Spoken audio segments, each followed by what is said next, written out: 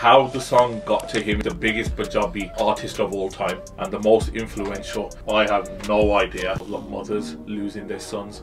So the entire album was about death. Immortal Productions is actually the reason I turned from a poet into a songwriter. Building Raf Sapira from the ground up. He's like, no matter what, I'm gonna make it. And that's why he is where he is. And then there's a songwriter out there that's writing with these letters dirty songs.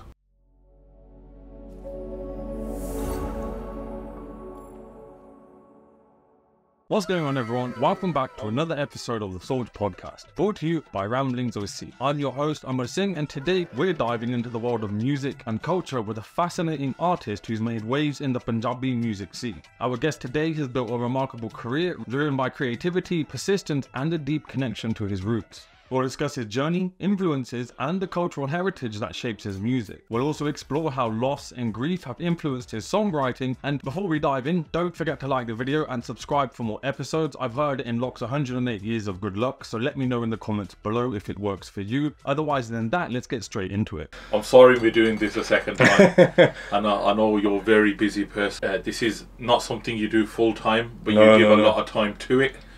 And it's an honor from the bottom of my heart to be on this podcast, because Baji, yourself, the work you do, and you don't do this podcast work, your research work into Sikhi literature, the research you do for our oral history about our Sikhi, you don't do all of this full time. You take time out of your career, out of your family life to do this, but you do it to such a standard. And I think balance is important in everything, and we need a balance between our spiritual life, which is 24/7 technically, but also we live in a secular world, and the work you do about Sikhi in the secular world, the research into the literature, into interviewing, recording oral history, gathering sources, and then validating the sources, everything that was lacking in our generation, especially outside of Punjab. I feel there's people our age in Punjab that are doing that now. You can see their stuff on YouTube, but not out of Punjab. And the way you present yourself and your work is very unique, and I'm not as well versed as you. So I do apologize if I lack the vocabulary in this interview. In speaking with yourself, but thank you for everything you do for our community, and it's an honor to be here. No, thank you. It means a lot coming from people like yourself as well. Like, I obviously appreciate it. It takes the breath away in a sense, because I guess I do what I do because I enjoy doing it. And to hear such positive feedback is heartwarming, to say the least. Let's start with when I first came across you, which was to do with Sidhu Moosewala. Now, I've butchered this story 100 times, so do you mind just elaborating on, like, how did that happen? How one of our songs, if any of our songs, got to him, I have no idea. Because we've never had a music video until the latest album.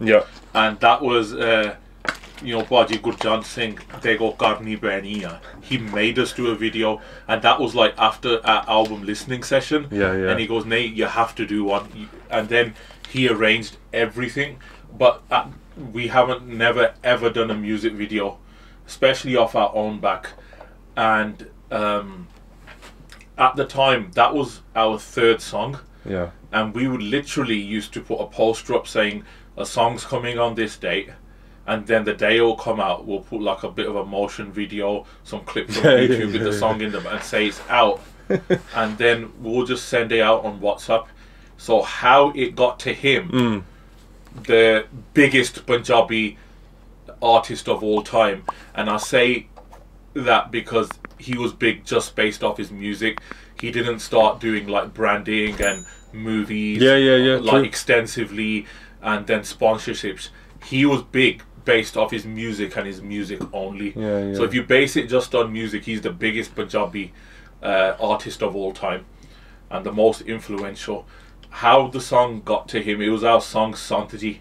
about Santa Janelle Singh Ji Khalsa Pindrawale, sung by Ashok Prince, music by G Funk. And I just remember I had a bit of a lie-in, and when I woke up I had some missed calls from Frenzy and a few messages from other people saying you need to look at Sidhu Moosewala's Snapchat. I go, I haven't got Snapchat. So I go, you better screen record it. And they go, he's listening to your song in his Range Rover while he's driving around Canada. Mind. This was when he was living then. Yeah, yeah. He was living in Canada at the time. He was listening to it, bopping his head, enjoying it.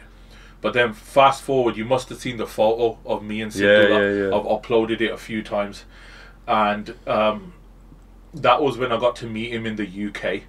And it was Frenzy's meeting, and he was kind enough to take me along. And they spoke, and then I kind of said to him, you don't know who I am, but you listen to my songs. And he goes, which songs? And then I said, this song. And he goes, that's your song? And I was like, yeah. And he goes, Oda mein bahut sune aaya. And at this point, there's loads of people stood there, so he could be saying it just to keep, you know, face. Yeah, and just not to dishearten me. But then he goes and sings the song off by heart in front of everyone. Mad. Only just a couple of lines. Mad.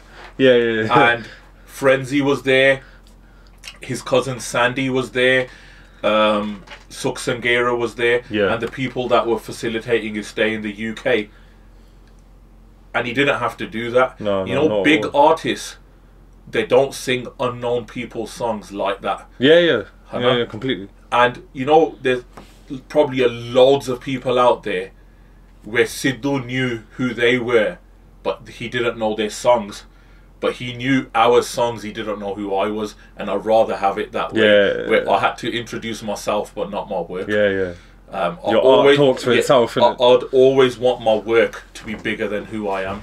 Because I know there's loads of people out there listening to our songs, but they don't know who's made it, and I'm happy with that. No, fair enough. And that should always be like the appropriate ratio for me. And I was just mind blown, and I was really happy because other people witnessed it. Frenzy witnessed it, and whoever else was there, and that for me was like really, really good moment. A very big highlight for myself. No, I can imagine. Because he's now, I'd say, he's one of my top 5 Punjabi artists of all time. So Kuldeep Manik, Surinder Shinda, Nusrat Fateh Ali Khan, Surjit Bindarakia, and Sidhu Moosewala. I should have worn my Surjit Bindarakia t-shirt, man. Yeah. I didn't wear it today, but no. Sidhu's top 5 favourite for me, and influential, I'd say. I guess coming back to yourself, just a little bit of research that I did before we started. So you first debuted in April 2018 with Shida Punjab. Your first, it was the first Sikh dharmic song to enter the UK mainstream charts. 2 years later, then you debuted with your album Put Gobind Singh there, and that reached number 2 in the UK mainstream charts, the highest for a Punjabi album at the time. Later, you wrote Keep Moving for DJ Frenzy, which became the highest positioned Punjabi song in history, hitting number 1 in the official UK charts. Something that was pointed out to me by a dear friend A.S. Gurad was that this was also the debut album upon which Raf came through. On Put Gobind Singh. Yes. Then in 2022, you have your second album, City of God, that peaks at number 2 in the UK mainstream charts, matching your debut record. It also held a top 10 position in the official UK charts at number 7. Then earlier this year, and the reason why we're doing this podcast, you released your latest album, Death Before Dishonor, and that's the first Punjabi album to reach number 1 in the UK mainstream charts. Now, one thing that I want to say, obviously at the beginning you gave me a very tasty introduction. I think everything that we've just discussed has been achieved without record labels, music videos, paid marketing, promotions, or any mainstream TV or radio backing. And I think when you put all of that together in that context, that is a hell of an achievement over a hell of a space of time. Singles, albums, you brought people like Raf through. It's pretty nuts. So just, I guess to start with, before we dive into all of the music that you've created over this time, is who is GS Nawepindiya? Who is the man behind the art? Yes, Nawepindiya. The reason Gopal Singh Nawepindiya, obviously self-explanatory. Nawapend is my bend, our family bend. Yeah. And I just thought a lot of writers they put their bend in their name, so I just went and really done the same thing, and I thought it would be nice, and I felt, you know, at the time I started writing and also then further on releasing songs. Yeah. My Baba's brothers were alive. Obviously, my dad was here, my chache, and I thought they'd be really happy that, you know, Ghaniya de vich bend da na aunda hai, and it makes it the happiness a bit more, you know, you share it out. Yeah. So but there's obviously another famous writer, Nawepindiya, Binder Nawepindiya. He's written some hit songs, massive songs for Punjabi MC.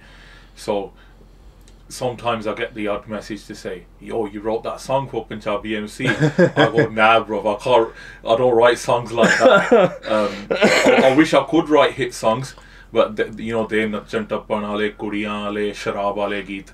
I go, I don't write that. That's not me. Fair enough, fair enough. Which brings me nicely on to the next question, which is, so you're self-described as a Dharmic songwriter and director. I think what was a surprise to me is that you don't sing yourself, but I think we'll explore that in a bit more depth. For those who perhaps aren't too sure about what that means, like, do you mind give us an explanation? Like, you've obviously highlighted it's different to mainstream music, I guess, or like the usual stuff you may hear on your radio or whatever. And I'm sure a lot of people listening know what it means, but for those who don't, like, the one thing I'm not, to start off with, is a producer, because I don't produce the sound. Yeah. I'm not the person who's on the computer or the mixing desk or engineering. I'm not technically involved on that level. So you're kind of more like I'm a director. You're the part of Dr. Dre that writes the song. You're not actually telling them do this, say this, do that. You're actually writing the song. No, I do say okay, do this, do that. But my hands don't touch the computer. No, but you're telling the singer how to sing per particular things and how to work. Like, so when I write a song, I either make a composition or I use an old Punjabi folk or Desi composition I want to write to, which fits the vibe of the lyrics. Okay. Once that's written and then it's put in front of the singer, then I tell the singer I want it sang at that key. Now you got to know, if you're working with a singer, how high and low they can sing. Which key would the song sound good, in my opinion. How fast you want it sung, how you want certain things expressed in the vocal, all that direction. And then nobody's involved until I've got that vocal back I'm happy with, and then I take it to the producer who I feel should make the music for that song. And then there's a discussion in place in how the music should go, because the producer has to bring their art and expression, I bring my art and expression. And in all honesty, the western side of our music, the western style of genre of chords, the bass, the drums, scratches, some ad-libs, the producers do that. But the choice of instruments, the arrangement of the songs, the composition of the instruments, what they're playing, who's gonna play what instrument, and bringing that whole thing together, and the final say on each element, that's me. So that's direction. That's not production. No, fair. What was it then that initially attracted you? I guess two questions actually. What has your training been over time in terms of songwriting, producing, directing, the skills that you have to use in order to produce this? But then equally, what was it that also attracted you to that in first place? Because, like, I guess you need an interest before you start to train in something. Like, it very rarely is that someone forces you into something and then you fall in love with it, right? So with myself, no one in our family's ever played an instrument. no one sang, no one wrote. My Baba, Darshan Singh Nahal, he was a big fan of Dadi, big fan of folk music. Then my dad was a big fan of Dadi, Kavishri, folk music. So we had fans of good music, but we didn't have anyone who learnt music or took part. My dad even had instruments because he loved the sound of them, but he'll buy them and just keep them, and then he'll pose with them and stuff. But he never ever learnt or played. So I was the first person in the family to ever learn music, and it was because the Gurdwara where I was born and bred. When Gyani Ji Huni Gyani and Maulik Singh Ji, the greatest inspiration for me in my life, they used to do Kirtan. Gurmeet Singh Ji Virdi, they used to play tabla. One of the greatest ustads of music we've ever had. And the way they taught was second to none. The charisma and the style and flair they played tabla with was very unique, and a lot of people wanted to learn tabla because of the way they played and the way they taught. So I went to them first to learn tabla. I only learnt for several months because at the age of 8 I was more interested in playing PlayStation. Standard. Playing stupid games with the kids and all of that. And then there was a massive break. I didn't learn anything. And then there was a rearrangement of the Gurmat school at the local Gurugar, and then they started to push Gurmat Sangeet again. Then I learnt off Gurmeet Uncle Ji's student, Tanwant Singh Ji Diogan. And at the time, there's a Gurmukh who, the number one when they teach Sikh history, when they teach Gurbani, how they tell Sakhiyan, Uncle Ji Gurchan Singh Chandan. And they said to me, Gopal, I think you should have a pop at doing Kirtan. Nice. I think you'll enjoy it. Maybe you don't know until you try. And I, on the same day, walked into the Kirtan class and I couldn't play Vajja. I was playing with one finger. I couldn't do the Bakha and play the key at the same time. And the teacher there, Amritpal Singh Ji, they were busy teaching the senior students in that class. They are a student of Ustad Ajit Singh Ji Matlashi. They sent me into the other room and they asked a couple of the lads there to just show me the keys on the Vajja, show me Sargam, and I just couldn't grasp pressing like a few keys. I just couldn't do it. And they had to draw the Vajja in my book and say, press this first, then press this. So I'm not a natural student of music. My pickup's very slow and I hardly ever practiced. So like, talk about patience. These guys who had taught me, that they had next level patience. And then at uni I was able to learn off the most senior student of Pandita Joy Chakrabarti, Sanjita Balji, and that was like Indian classical music. That's a different level of serious. Like, that started to open my mind a bit more. But then my most recent and my longest teacher, who's also day one brother, close family friend, mentor in some ways, Surdarshan Singh Ji, and it was them that not just taught me tabla but the history of music, Indian music, and history of Gurbani Sangeet in a totally, and opened my mind, like different, like doors started opening in my mind, different dimensions, and the way they expressed and spoke about music, and it was at like totally different level, and I think they opened my mind quite a lot. And there were some life defining moments when I was learning off them. I haven't had a lesson for a long time.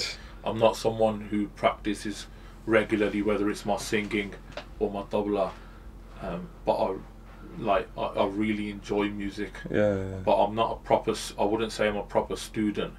I wouldn't say I'm someone with a lot of knowledge. But the little bit I've been taught, I try and utilize it as much as possible. No, I can well imagine. Just going back to 2020 then, I want to ask you about the debut, the album then, Put Gobind Singh, that reached #2 in the UK mainstream charts. That is obviously also how Raf Sapera comes to the public's attention. How did that come about, and how was that whole experience? Because it sounds like it would have been a lot of fun. So, if I was to speak about everything, we'd be here for a long time. So I'll try and summarize it. First saw Raf singing in, I think it was 2012. I saw a video on Facebook, and it was at a Bhangra competition. Yeah. And he was singing Boliyan for a Bhangra team there. All the other teams, they had pre-made mixes by DJs. They were dancing to like mixes, and this team, they were dancing to live Boliyan Tol and I think Lagoje. And it was Raf's tone that I thought was very unique, and I thought I really liked this tone. And then I found him on Facebook, and then I messaged him, and I thought that was really good, and I really enjoyed. And the thing is, there's two things. A tabla teacher can teach you compositions, gere, tukre, rele, but a tabla teacher can't teach you how to play in beat, not speed up and slow down. That's down to your practice. Okay, And just like a singing teacher can teach you rag, compositions, tana, and all of that, but a singing teacher can't teach you how to hit the note. They can teach you exercises. That's your. They could tell you, no, it's not. It's a bit flat. Just sort of but actually hitting it, that's your concentration, your practice. And Raf's lagari, his speed of keeping in beat was very good. And like, you know, like especially when you're singing Boliyan live. Like, I don't know too much about Bhangra dancing. I actually don't know anything about Bhangra dancing, but one thing I know is knowing when to pick the boli up, when to go silent, remembering when the doll's gonna change beat, or and he, even if he was about to miss a beat, he'd say something a bit quicker but stay in beat and then bring it into the sum. So his awareness of beat was very good, and I thought that was like really impressive. So I found him on Facebook, started speaking, you know, became friends, and I think either at the time he had already, you know, had some lessons of Indian classical training, but then he started learning how to sing Punjabi songs, Punjabi folk.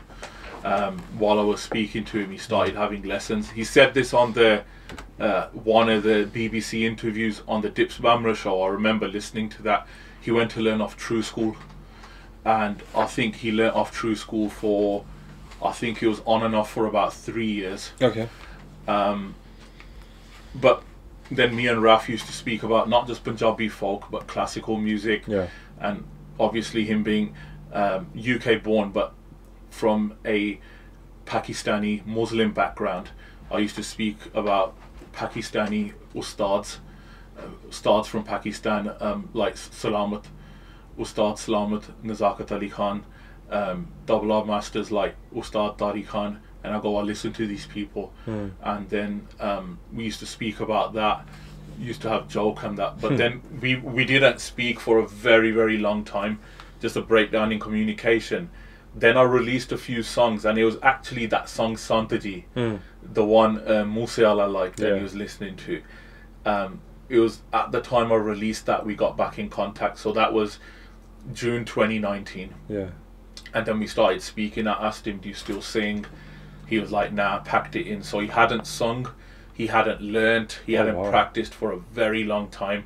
I asked him to sing on the phone, and he was a bit reluctant, but then when he did sing, that tone was still there. Technically, obviously, because he hadn't learnt or practiced, like, he wasn't how you hear him now, but that tone was still there. And then I said, you need to get back into it. And he was humming and hawing that, oh nah, maybe it's not for me, I'm doing videos now, whatever. But then I started saying, look, I got these songs here, and they were proper like Jazzy B style songs. And I go, you can take these, like, let's do them. And he took them and he wanted to do them, but then he asked me what I'm working on, and he was supposed to go and sing there at the time. And that song, Modern Una Jave Khalsa, the first song on the tape which Raf sang, is supposed to be sung by my late brother Amar Singh Litra. And when I showed him that song and I sung it to him, he goes, I want to sing that. I go, bro, this song's taken. And he was like, no, if you, like, he was almost on a level where I want to sing now, you've convinced me I want to sing, but I really want to sing this. And I go, look, Amar Singh Litra, like, that guy's shadowed Kuldeep Manik, like, he's next level the way he sings. So you have to sing it to a certain level. We got a deadline. Yeah. You have to record in September. And in July, he's saying, I want to sing it. So we got 2 months. He hasn't learnt or practiced for years. He hasn't sung for years. So do you know the Raf Sapera I've seen, which is absolutely raw? No other person in the whole industry has seen that Raf Sapera. Because we built that from the ground up. You know, when you gut a house out, plaster, paint, floorboards, carpet, rip it all out, you go down to brick. Only 1 or 2 people see the house like that. And I'm the only person that's seen Raf on that level. So, you know what, talking about laying the foundation with him and building Raf Sapera from the ground up, there's certain things only I've seen and only what I know, and the improvements from that level up and the achievements from that level up. So when I speak about Raf, some people just don't understand what I'm saying because they haven't seen that face. A lot of artists working with him now, they've got a more seasoned version of him. Like, I remember with Bot Gobind Singh Day, when we're getting ready for it, practicing every day. He'll send me voice notes every day, and I'll be like obviously from Pakistan background he was, and we're from the India side of Punjab. Certain way of pronouncing certain Punjabi words is different. And I was like, no, you need to pronounce it like this. This line, you need to sing it like this. And he was on it, like the fire in the guy to do well. Yeah. You know, the self-motivation. I've not seen that in another UK-born singer. I've seen talent. I've seen how people have practiced and done well and become technically very good. But you know, the fire to improve, do well, succeed, I've only seen it in him. He's like, no matter what, I'm going to make it. And that's why he is where he is. I hope you're enjoying the deep dive into the life and work of GS Nawepindiya. There's still a lot more to come. So if you're finding value or enjoying the conversation, make sure to subscribe and let me know your thoughts in the comments below. For those who want to go the extra mile, you can support us on Patreon or become a YouTube member to unlock early access to all future podcasts. In addition, if you're passionate about history and looking for your next great read, visit our shop at ramblingsofthesikh.co.uk. Explore a collection of over 160 books and 30 comics, along with a diverse range of historical artifacts and ephemera, alongside modern day reprints. There's something for every history enthusiast. So now let's get back to the podcast. And I remember, like, I go, look, Raf, on the studio day when we record, we're going to record to a sustained note. Yeah. And a metronome click. Yeah. And then, like, explaining what a metronome is. I go, look, this is 80 BPM. Yeah. And then he had learnt Dol before. Then, like, you know, humming a Dol, Chal, to 80 BPM, I go, this is how BPM works. Explaining it the best I could, you know, reminding him of certain vocal exercises, showing him some that he maybe hadn't come across before, certain techniques to, you know, regain his voice. Yeah. And getting back in the right mindset. And I remember recording day, and I got that, like, my WhatsApp goes back to 2014. Like, every message, every voice note, every file, I've still got everything. And I remember when we recorded, it was at Spacey's studio. G-Funk was sat on the bed, Raf's in the corner, Spacey's, you know, on the computer, and I'm sat behind Raf with a Vajja, and I've got the recording. the studio recording of that vocal and me directing him, now do it like this, do it like that. And that was his first time in front of a mic. He hadn't practiced singing. That's mad. In front of a studio mic before that. And he only recorded to a sustained key and a metronome. So do you know people normally record to dolgi dolls or beats, but I feel that influences your feeling. The only thing that influenced his feeling and expression were the words, because he knew what each word meant. I made sure he knew the history of the song and the purpose of the song. And when you hear him express himself in that song, the lyrics were directing that expression. Then after that, we started doing covers. That was his idea, because he was like, oh, Gopal, we were supposed to do like my commercial songs, but it's lockdown and songs ain't going to do well in lockdown. And the Kisan Morcha began and everything. And he goes, I want to do covers. And then he done 1 or 2 and the response was crazy. So he had this thing that he's going to try and do one every week or every couple of weeks. And some of the covers he done were like songs I felt if he sang them, it'd sound good, he'd get a good response. I like introduced him to some of those songs, like, you know, Denso Do Wanju Nar Operi. And I remember the Ramadan one that he done where he wanted to do something religious, and we got a Nusrat one ready together. Like mad memories, bro. And eventually when it was time to do his debut song, the Glossy Rhythm one, me and G-Funk had a fallout. We weren't talking to each other, and he was going to make the song and I was in the background like with Raf trying to build this Raf Sapera brand or whatever you want to call it up. And I was like, you carry on with him, because Raf wrote the main line. He got a writer from India to write the lyrics, and G-Funk was making the music. And then in the end, I think he got a bit like, bro, we're supposed to be doing this together. You showed no interest. And I think the day before the vocal, we had a video call and we went through the song, and I changed the composition of the last bit of the song, I remember. And then he really liked it. So there was changes last minute. Then he came down and there was loads of people on the recording day, which isn't good. In a recording studio, it should only be the person recording, the engineer, that's it. Also the person directing. There's about 12-13 people in the room. Everyone's trying to get their pennies worth in. Really, really bad day. That's too many people. Pissed off that day. And I remember we changed the lyrics for the Bolli, because I think the Bolli was too similar to the hook. So we changed that. So it actually took 4 people to write that song. He wrote the hook, the India guy wrote the lyrics, Frenzy wrote the first line of the Bolli, and I wrote the second line of the Bolli. So technically 4 people wrote that song. And I wasn't a fan of the song from the start, because it's a glossy song, like, it don't mean nothing to me. True. It wasn't his best vocal, it wasn't G-Funk's best music. And when it came out on the day, it didn't get a big response until the video came out. And Raf speaks about this on his Friends and Frequency podcast, the Canada podcast guys. And the video, when that came out, the song just blew. And now whenever it comes on at a wedding or at a club, everyone just goes crazy. It's an undeniable song. And then there came a stage where my personal life took over.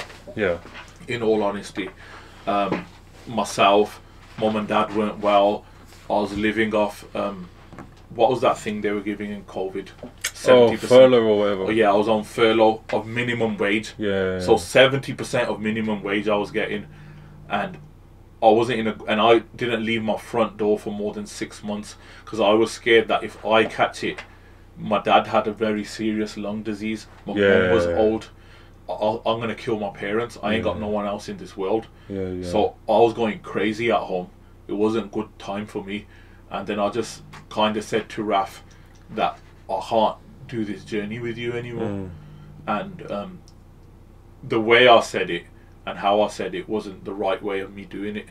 And so after a few weeks I apologised, but he still kept me in the loop of what he was doing. And then he done the song with Frenzy. He worked obviously with Sukshinda Shinda, PMC, and even with the PMC song, like, he sent me the beat. He was editing Musiala's videos, because he shot and directed those, and he goes, I don't know what to sing on this beat, and I just started singing the Sarjeet Bindrakia song on there, Taro Teri Tor Dekhe, that one. And he goes, yo, that goes. I go, yeah, maybe look at this composition.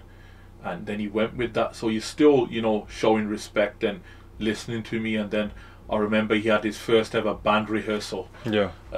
Like Kaka Monalia, Tony Benning, all these guys, they helped him get the Shinda song, the PMC song.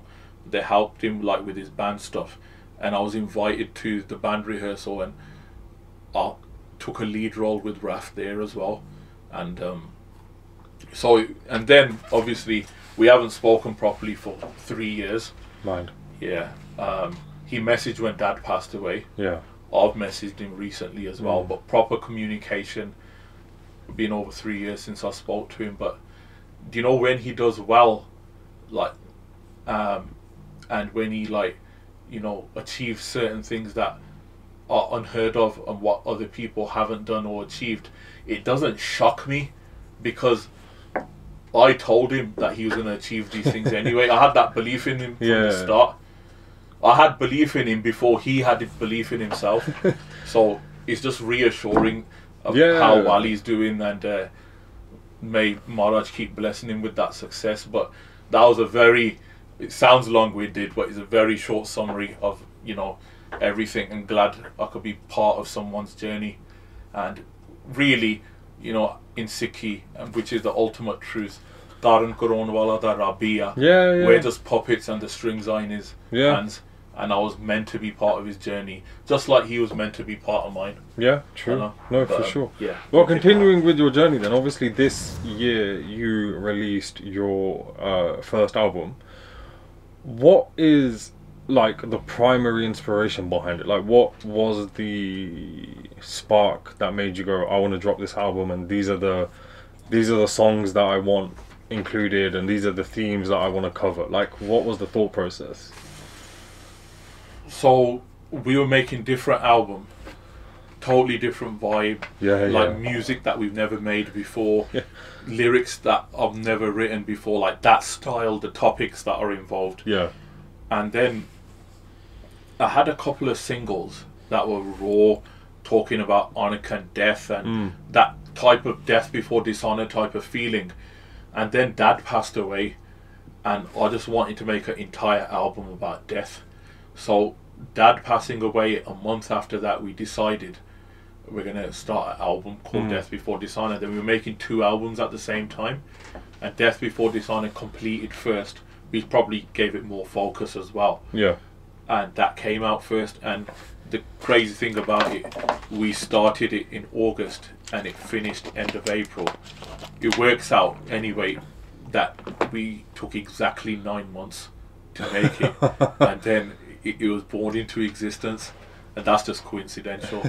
So the entire album is about death, like about death directly, about the funeral of a real Sikh, whether that's a Sant Mahapurush or a Shaheed Singh, or someone who's done, you know, Antak Seva, or, you know, someone who's followed the real path of Sikhi, and you just know they've gone to the best place possible. Songs about Shaheeds, the darker side of the human level of death, of like mothers losing their sons. So the entire album was about death. And I just tried to make sure it was better than my previous work. Me personally, and most people feel that we did like top our previous work. There's people that still say Pot Gobind Singh is their favourite album. Some people will say, nah, City God, this favourite album. But I don't take it to heart, because there's still all of that's still our album. It's a cumulative effort, isn't it? Obviously, in preparation for this, I asked a few other people, in particularly Esquilard, about any other questions that would be relevant. And I think one thing that was interesting is he asked, or he put forward a question, which was like, how did loss and grief impact your songwriting? First of all, I think I got more or less zero understanding of death, because someone who has an understanding of death in Sikhi is a very spiritual person, because he always remembers death, he or she, and always remembers we can go at any point. And he or she knows that we're here to prepare for that last breath. And I'm not someone who remembers death at all times. I should be. Two things that we should never forget is, you know, Maharaji's Naam, always remembering God, always doing Simran, meditation 24/7, and always remembering death. Two things we can never forget. And like talking about how would I know how a mother would feel losing a song. The song was more from the perspective of the son saying to the mother, I'm never going to come back. Yeah. So I am a son. I'm Yeah, not a mother. yeah, true. So, and I can't even imagine saying that to my mom. I'm not someone who can qualify as a Karku Singh or someone who will die for the Bant. Like, everyone says, yeah, I'll die for the Bant, I'll die for Maharaj. If Maharaj was here and they were going to war, I'd go with them. But nah, man, those things are different level. Yeah. And I can't say that about myself. So that's where artistry and imagination comes into it. That's why Dharmic music will always be above other genres of music, because we're talking about God and about reality and Sikhi, but will always be way below Gurbani, because Gurbani is God's message directly from Sachkhand, sent to us via our gurus, our bhagats, and other Gursikhs and Gurmukhs. So, like Maharaji say, Turki Bani ai, Tin Sagli Chint Mitai, Ke Bani Turo ai hai. Guru Nanak Pasha said, Jaise Ave Khasam Ki Bani, Taisra Kadi Gyan Velalo, Ke as Bani is being sent to me by the Almighty Lord, I am speaking it, I am giving this knowledge out as it's being sent to me. It wasn't a case of Guru Nanak Dev Ji sat down one day, or Bhagat Kabir Ji sat down one day and they thought, oh, I feel like writing today. It is no, when God was going to send that Bani, they spoke or they sang the Bani at that moment.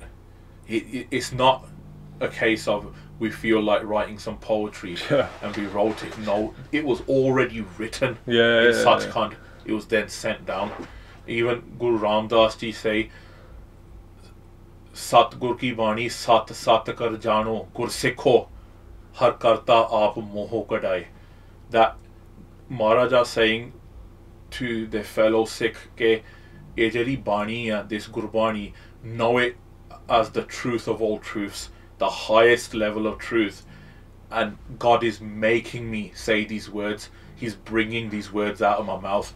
This isn't, oh, I'll sit down, I feel like writing something in about God today, or no, that was God already had written everything and he was sending it directly down via our gurus, our bhagats, and as we know, Bani is our guru. The Shabd was always the Guru. Guru Nanak Dev Ji's body wasn't the Guru. Guru Angad Dev Ji's body wasn't the Guru. It's always the Shabd inside him that was the Guru. And then now we got a Guru forever in Guru Granth Sahib Ji Maharaj.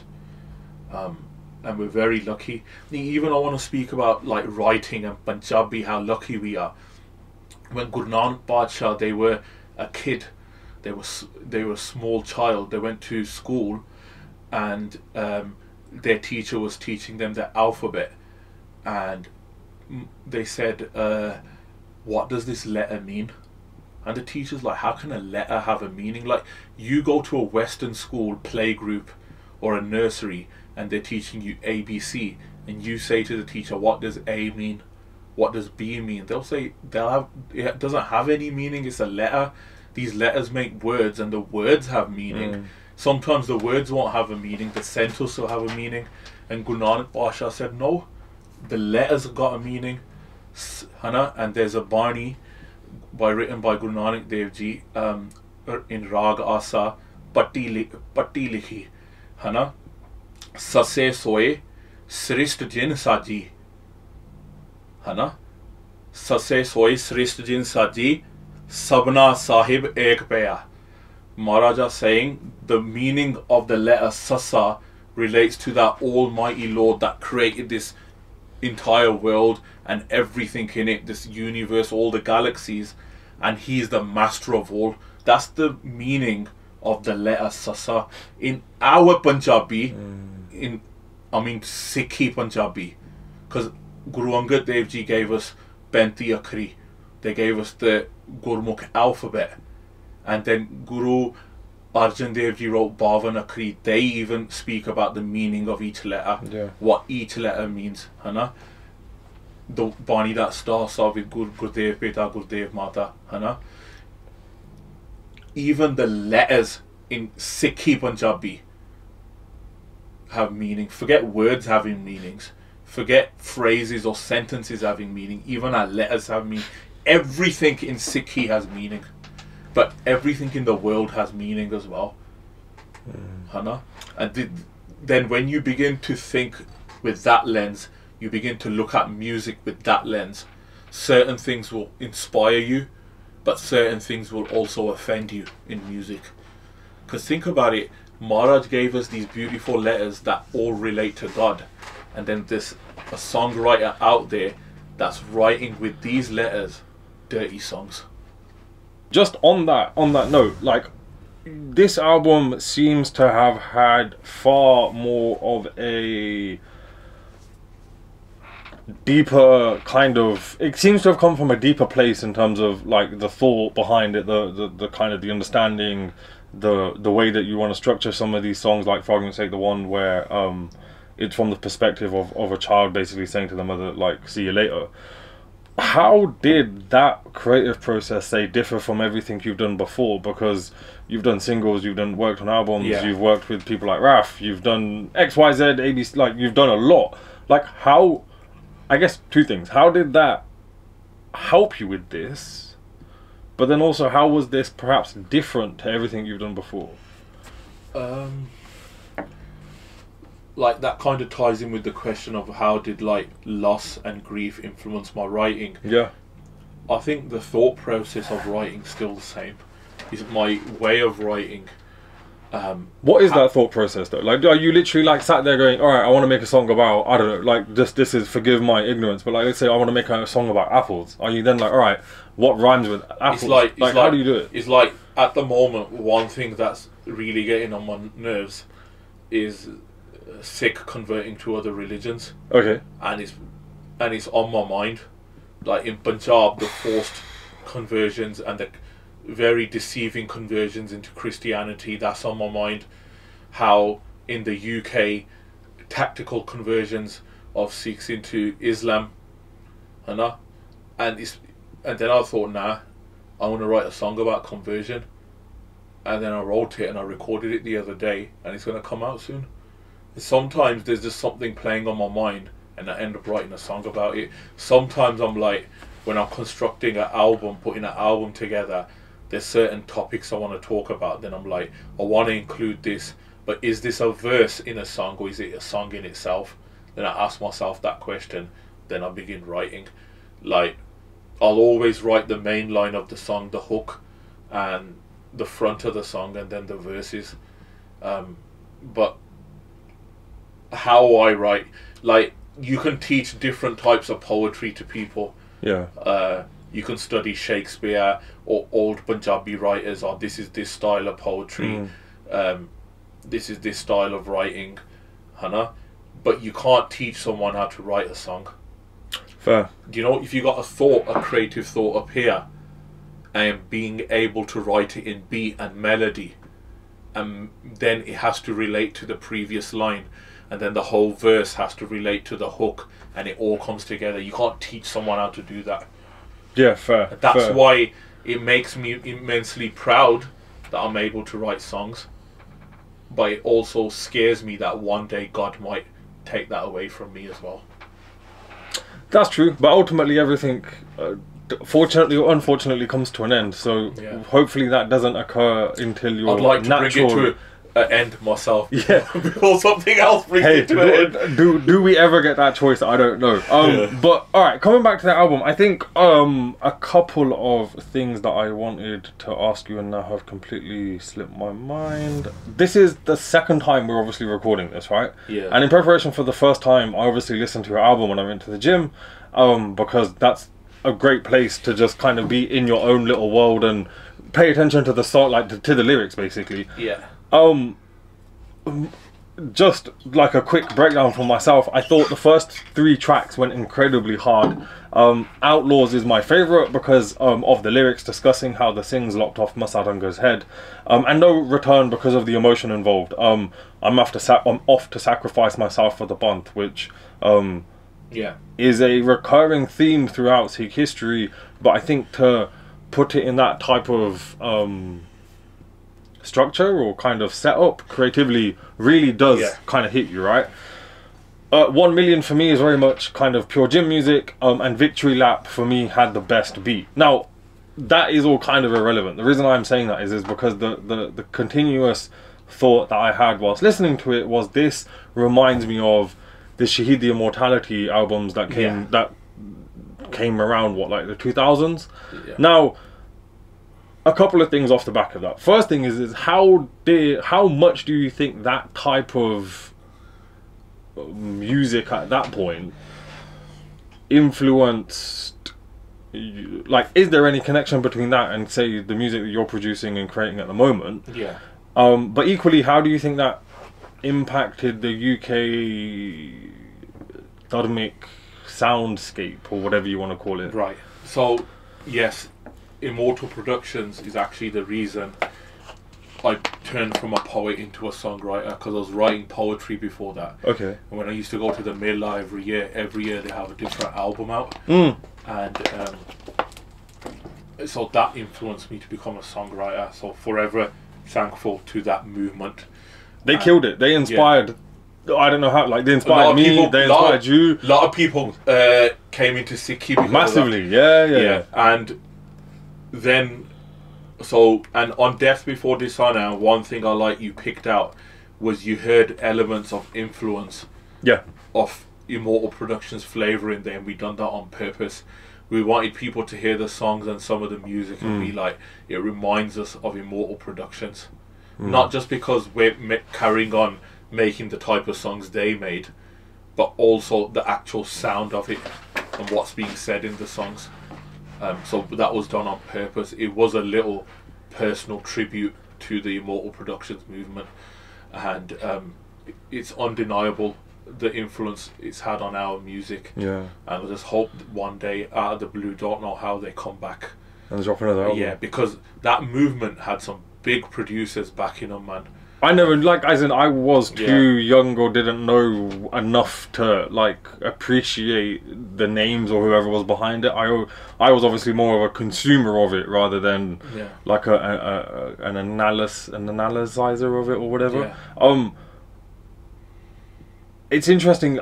It's kind of obvious, I think, when you listen to it, some of the musical influences. But I just want to ask you something with that, which is, so earlier we were talking about how dharmic music, and I guess it's not necessarily correct to call it music in a sense,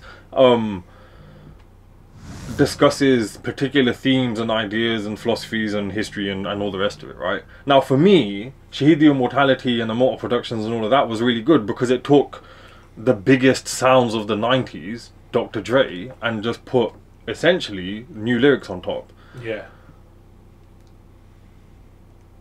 Considering you mentioned how with the language you don't quite agree with how that is then used in, say, more crass scenarios, how the lyrical how content of the Dr. Dre song speaks about stuff that are definitely not in but then Sikhi. And then taking that song, I agree with you. But then taking that song and then reapplying Sikhi lyrics, how, like, I don't particularly think there's much of an issue. There's a lot of people, but how does that would agree with you that it's not acceptable? And like recently I've had this discussion with a couple of friends and even family members where they go, there's certain things you're doing in your dharmic music that isn't really dharmic music. Like what? I don't know, the sounds we're using, like the hip hop, like Dr. Dre style sound. There's a couple of songs on Death Before Dishonor. It's a clear influence of Dr. Dre beat. I think but an influence is different to directly lifting and sampling. Yeah, but we ain't done that. Yeah, that's different. We ain't done that. I don't like, personally speaking, I don't think there's any issue whatsoever if you're taking something that is inspired by it. However, my question more so is when you're lifting the whole. I can't answer that because I've never done that. No. I guess I'm not asking you to answer it personally, but like, what is your opinion of that? Because I don't see anything wrong with it, because do you know the hip hop sounds of Dr. Dre? They remind me of like OG levels, like Warrior levels. Anyway, if I listen to Dre's instrumentals, that they pump me up, and when you're getting pumped up, and you can imagine it on a Sikh level. So for me, there's nothing wrong with that. What Immortal Productions done, or what other people have done now. People like remix. They'll get like acapellas of Kavishri from YouTube, and they'll put famous hip hop beats on it, and they're still doing it now. Yeah, I've seen some of that. I'm always a bit like, Yeah, so I don't mind it, and even some of the songs we make, I've had this discussion with like some close friends and some family members. They go, "You're doing certain things in certain songs. Are you really allowed to make dharmic music like that?" And in my argument back is, well, if you want to strip it back, if we're singing any music, at one point it was only Gurbani Sangeet with Danti Saj, but then Guru Har Gobind Ji introduced Dadi, which was Dad Sarangi, and even Saranda was also used by Dadis at that point. And then it comes on to, it was only Dadi Kavishri and proper Gurmat Sangeet. Then people started doing Siddhi Dharna. Then someone would have said, is that allowed? And then it got to a stage where Yamala Huni started singing Dharmic stuff with a Tumbi. Or Tumbi is only supposed to be used for non-Dharmic music. How can you use that in Dharmic? And someone probably questioned that.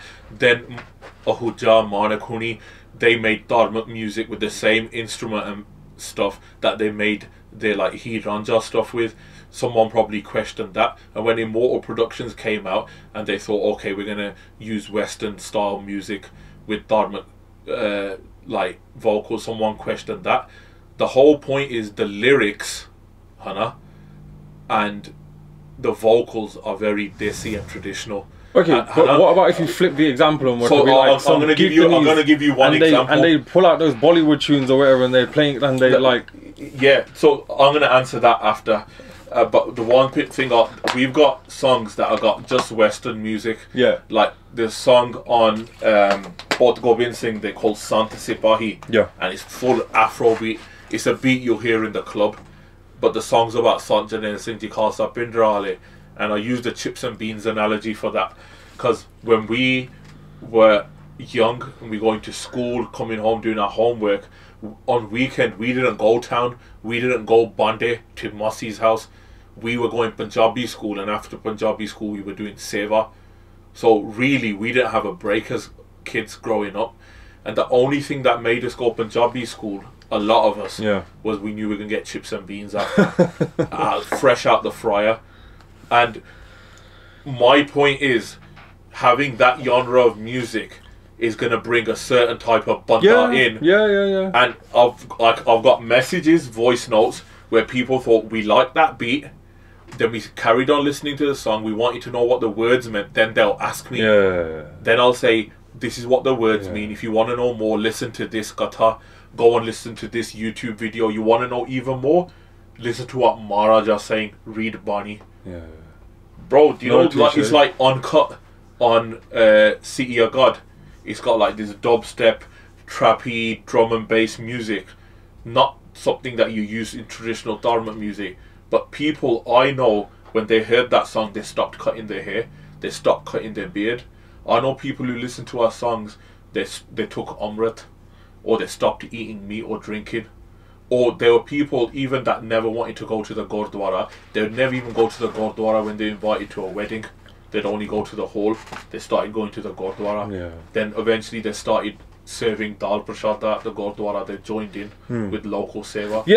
As I said... So what I'm saying is, you know what? It's a way of bringing people in, and someone will always quit. But after me, someone's gonna do something even more raggo, and someone my age might question that. Just like they probably questioned Yamla Jat, then Manik, then Immortal Productions. I don't know. As I said earlier, like, as in, I think if you're inspired from something or you're creating something that's like brand new, I don't think there's an issue really. More so, my question is in directing in that, like, if you lift an entire tune that has already created its own, well, that's not very creative, popular cultural legacy, and has its own, like, so for argument's sake, if you go, like, there's sometimes you go to Gurdwara and the Kirtan is playing some mad Bollywood tune, and you can people can figure out what movie or song or whatever it's from, and that all of a sudden changes your perspective. Look, Personally, I've got no issue with the Shidi Mortality stuff. It was massively influential. I bought all the albums, and like,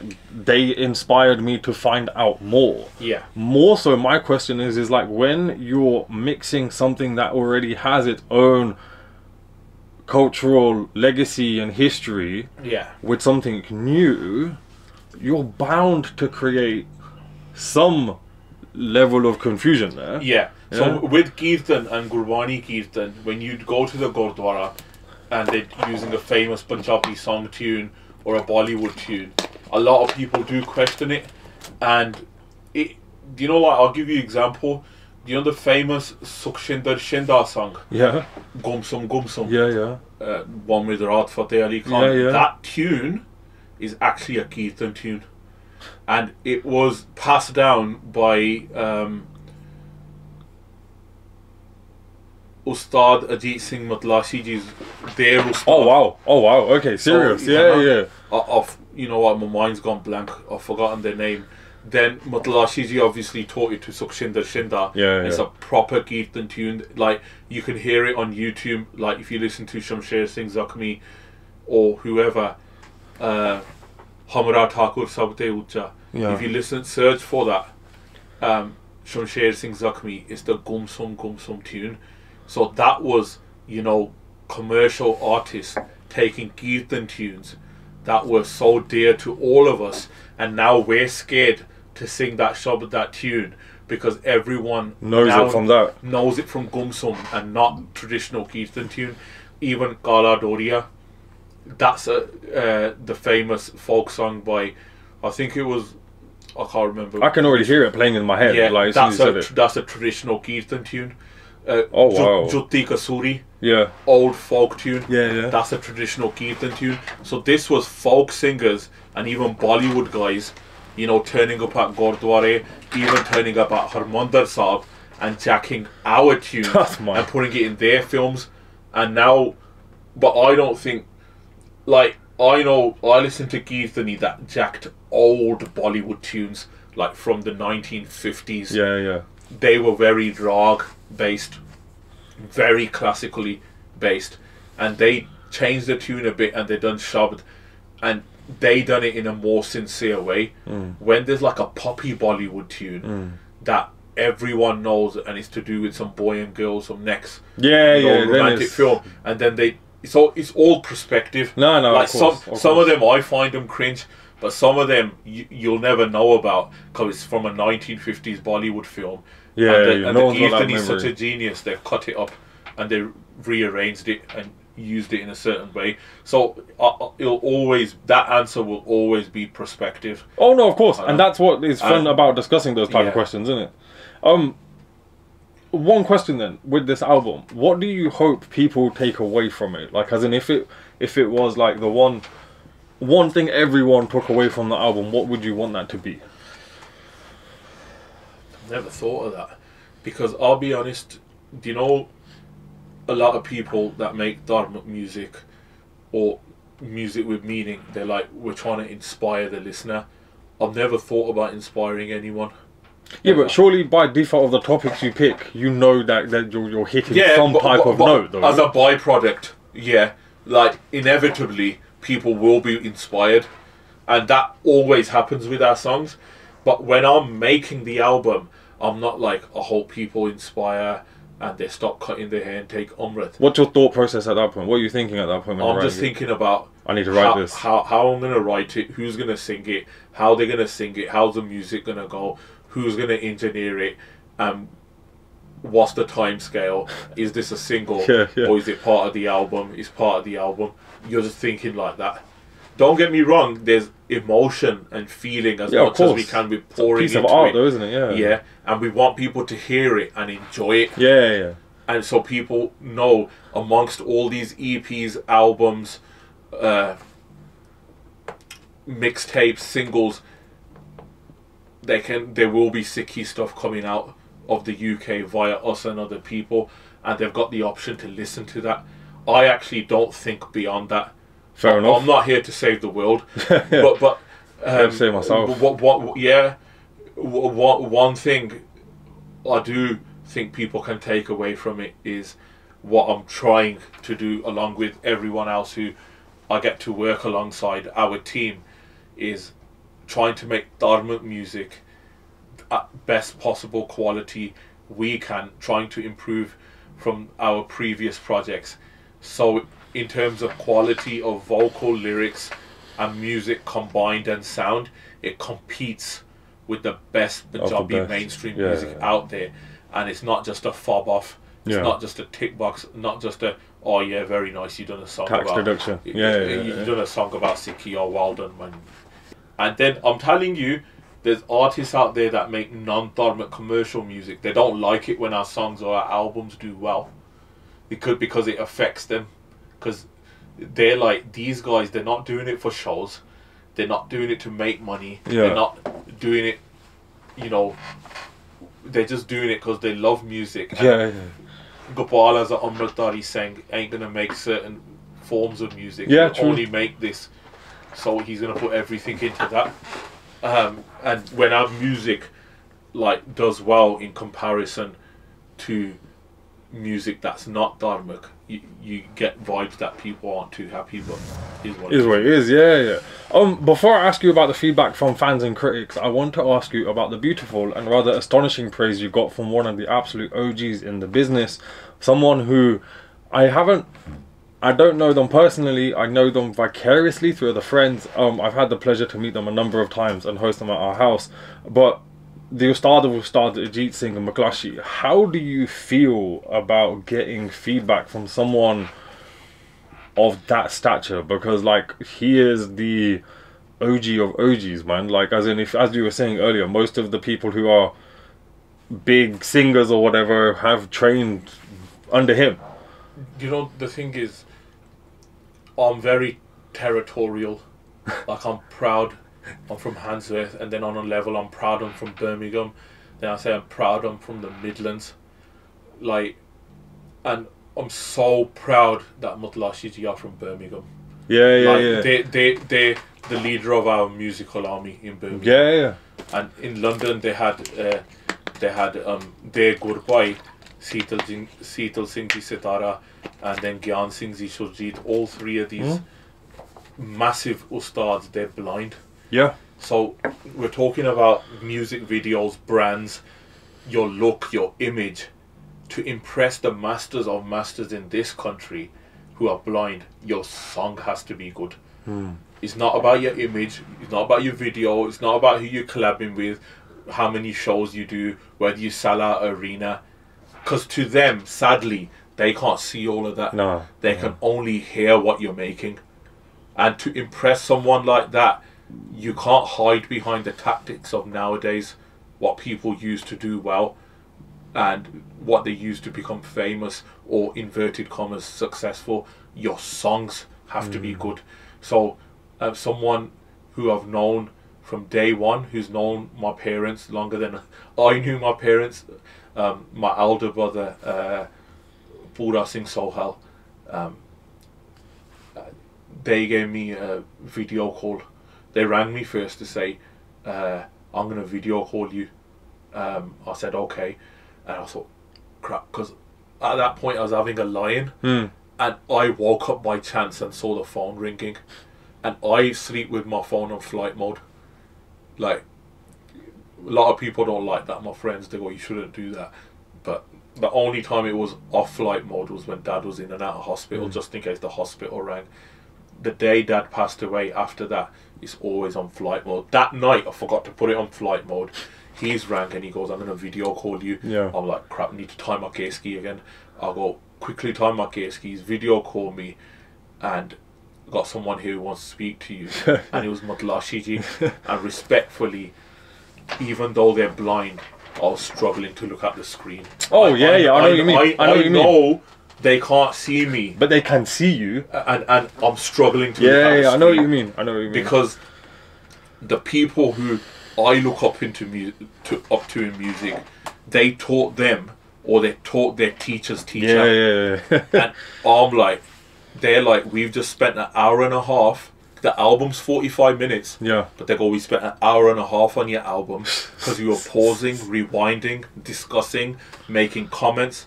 And he goes, I can't believe you've written and directed this album along with all the other UK guys around you. And they go, when we heard your lyrics, I can't believe you wrote like this and how good it is.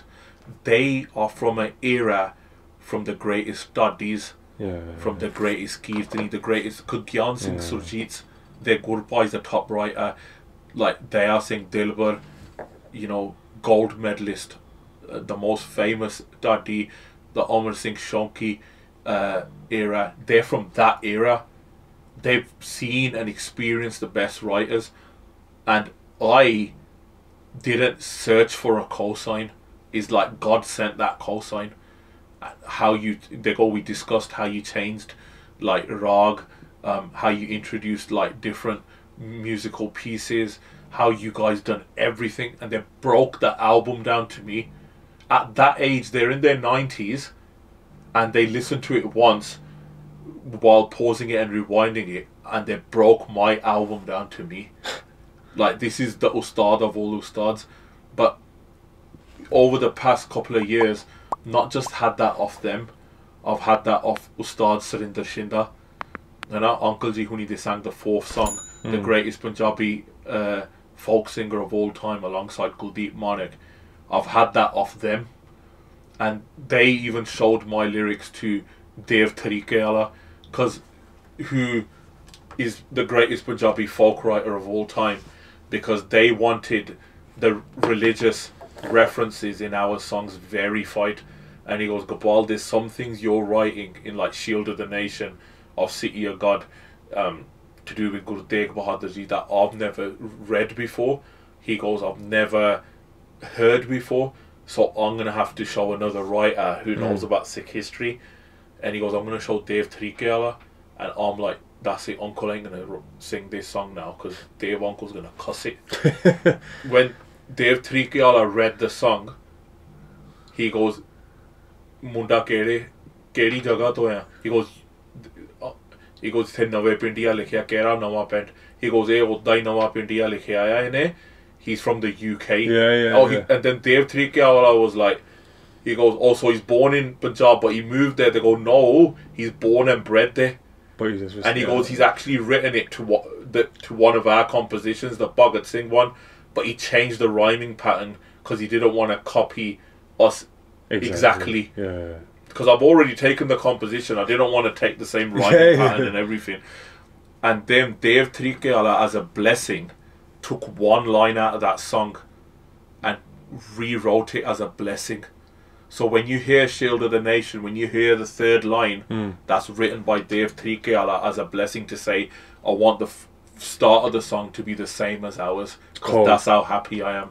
Like, that's a cosign. Surinder Shinda co-signed, Ajit Singh Ji Matlashi co-signed. And I've been questioned by a lot of people in the industry, a lot of friends, a lot of family, a lot of people I grew up with in the community doubted me, you know, put me down, standard nasty stuff. And to then finally get approval from those people. From the greatest of all time in Punjabi folk music, but the greatest of all time in Gurmat Sangeet as well. The best of both worlds. Without me asking for it, I'm not there chasing it. Sending it to them. God sent it in a natural way. I'm just there doing my thing. They grabbed me and gave me the cosign. I didn't go chasing it with money or with labels. You get me? I understand completely, man. And so that was special for me, and I'm glad you asked that, because you don't always get to say these gullah. No, of course not. And also, I know, like, I'm not from that industry, and I'm never I haven't got any musical talent or ability. I'm never about to enter into that industry. However, I do know the stature of people like McClushy, and to have them certify your work and give you that type of positive feedback, like, if you know who McClushy is, you will very quickly understand that the level or the significance that is. One thing that I have to ask you. The thing is, their tariqe wala said, "Eh, banda sahi likhda hai munda." Ibava ya Shindya. He said that to Surinder Shinda. He goes, he goes, it's factual what he's writing, and he's writing it in the right way, and I'm happy. And you know, if you speak to young writers like Jang Dillon, who spent time with Dev Tariqe, they'll tell you he was very strict, very high standards, and he used to tell people off and swear at and he weren't good at keeping people around him. So for someone even like so crude as him, and then Surinder Shinda, when I first met him in my life, he told me to my face, "Nah, your lyrics are mediocre, you're just joining lines together, you need to work on it, that's not how you write." But before he died, he stamped it and said Hon Saiya. And he said, and Tubsy was in the room, and he goes, "Tubsy, Hon Munda Sai Likhda." He goes, "Hon Teekya." He goes, "Shawaz Jindare." And I didn't ask for that. Yeah, of course, man. And it wasn't even a case of we paid Shinda and for a payday he sang our songs. He goes, "I only would have done that for a commercial song." He even said on the phone, I've got the recording of us going through the song. He goes, "I'm not happy with this line, you can write this better." And I was changing it on the spot. I go, "How about this?" And he was like, "Hon Saiya Shabash, get about that." And I've got proof of this. I'm not just saying it. And those are like life defining moments. Yeah, of course, man. And you know, when I was going through the song with Shinda Uncle on the phone, my dad was watching me. And you know what? Dad didn't give praise out often at all, hardly ever. He is very critical. He wanted the best in every situation, like proper strict father. And I could just tell the pride. And he didn't cry, but I saw his eyes water up, because he was like, the first Punjabi film I showed my son was Jiona More. Surinder Shinda sang in that film. Well, the Jiona More LP was made like 10 years before. And then those songs were used in the film that was made 10 years after that LP. So the first Punjabi folk singer I ever heard was Surinder Shinda. And you know, while I'm speaking to Shinda, I'm seeing Dad there getting emotional. I know, like these are like moments God's blessed me with. No, for real. Well, considering your tenure within the music industry and the level of praise and from the people that it's come from, what is your plan in the future? Are you always going to stay in Dharmic music? Will you ever do something different? So I've done like non-Dharmic songs as well. Like I've done Gala Gora with Frenzy, but even though it's not a fully Dharmic song, it's got deep like messages. It's got a deep philosophical meaning. Within there.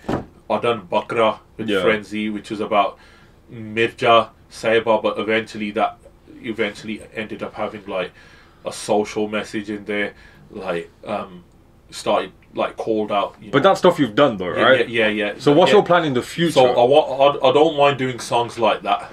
That have some type of deep philosophical meaning. So you can make songs that are not Dharmic, directly about Sikh history or figures from our history. But you're just not singing about drugs and women and alcohol. Yeah, so I don't mind doing that. But at the moment, still focusing on some Dharmic projects. But in a few years, I want to stop music. I want to start relearning Kirtan from scratch for myself. Practicing my vocals in Kirtan, and I want to focus on that. Like, I was only ever supposed to make one song, Shere Punjab, just to prove to myself that I can make a song. And look what's happened. And you ended up making an EP, 3 albums, host of singles, working on this other album that we were working on before Dishonor, a couple of other, and it's just dragged on way too long for me now. It's like Eric Cantona. They say he retired too early, and he goes, "I lost a passion for football," and he goes, "Then I gave it a couple of weeks, and then I tried again, and I knew it was gone, and I weren't going to carry on." And sometimes I ask myself, have I lost a passion for it? But in a couple of weeks, I realise I haven't lost the passion, and it's still there. But I'm in a good place with what Maharaj has blessed me in terms of the success our music's had. It's gone way bigger than what I thought it'd ever be. So I'm thankful for everything, and it's all because of Maharaj's Kirpa blessings and the Pyar of the Sangat. Like, there's people who have made way better songs than me, way more knowledgeable and talented, but their work hasn't received the response our work has received, and I feel really upset for them, because we live in a world where now in music talent is a number one. Talent is the least important thing in the package, to some degree. Yeah, no, I know what you mean. Not absolutely, but to some degree.